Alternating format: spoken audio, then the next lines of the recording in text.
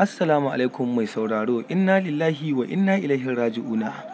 To mai sauraro, gaskiyar magana kan mutuwar jarumi Ali Nuhu, to wannan mutuwa ta tabbata gaskiya zahiri ne wannan batu, amma mai sauraro kafin mu je ga nisa kamata a ce ka danna wannan subscribing sannan ka danna alamar karawa a wannan tasha mai suna Duniya Top TV. To amma mai sauraro mutane suna ta bayani akan cewa a'a a gurin shooting ya mutu ko kuma a'a a gida ne, to amma kuma mai sauraro sai ka biyo mu a wannan tasha sannan zaka samu cikakken wannan bayani. Da zaka yi hakuri ka saurari bidiyon nan har zuwa ƙarshe, hakan shine zai baka damar samun cikakken bayani akan mutuwar jarumi Ali Nuhu. Kamar maganar da ake yi ta mutuwar jaruma Amal Umar, to wasu na cewa a'a a guri guda suka mutu gurin shooting ne, a'a to mai sauraro amma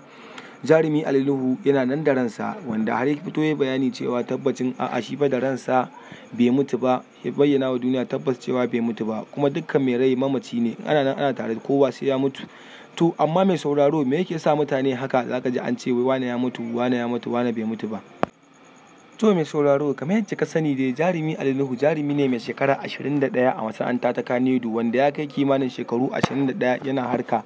ta film production. To amma kuma mai sauraro har yanzu ana nan ana raɗin ya mutu bai mutu ba, to yace gaskiyar magana ta fito tabbacin cewa jarumi Ali Nuhu yana nan da ransa.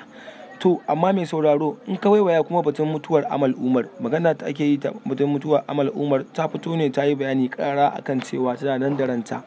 ko bidiyon da ake nuna tabbacin cewa Amal Umar ta rasu a gurin shooting ne, wanda ya hada a cikin wani fim da suka je dauka, a nan ne ta mutu, amma a zahiri tana nan da ranta. To amma mai sauraro idan ka koma bangaren cewa da ake Lawan Ahmad shi ma ya mutu, to Lawan Ahmad dai jarumi ne a masana'anta ta Kannywood wanda ake kiran shi da Umar Hashim a cikin shiri na Izzar So, to shi ma ya bayyana wa duniya ta yawa tabbacin shi ma da ransa, kuma dukkan mai rai mamaci ne, ana nan ana tare kowa sai ya mutu. To mai sauraro idan ka tsallaka bangaren kuma Maryam Waziri da ake ta kishin ta mutu, a'a bata mutu ba, tana nan da ranta. Ana cewa a'a sun yi rigima da Saira Movies akan ba ta ƙara shiga cikin fim ɗin Labari Na ba, wannan kuma duk ƙarya ne, raɗe-raɗin mutane ne da ake ta yin magana akan a'a Maryam Waziri ma ta mutu, to tana nan da ranta, yadda ita ma ta fito ta yi bayani ƙarara akan nuna tabbacin cewa a'a da ranta ita ma. To mai sauraro domin samun cikakken bayanai da fina-finan Hausa zuwa waƙoƙi ma ya kamata a ce ka danna mana subscribing sannan ka danna alamar ƙararrawa,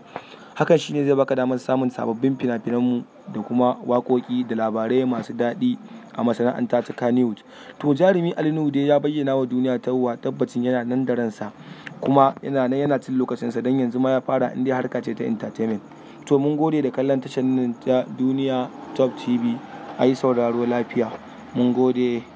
gyadda.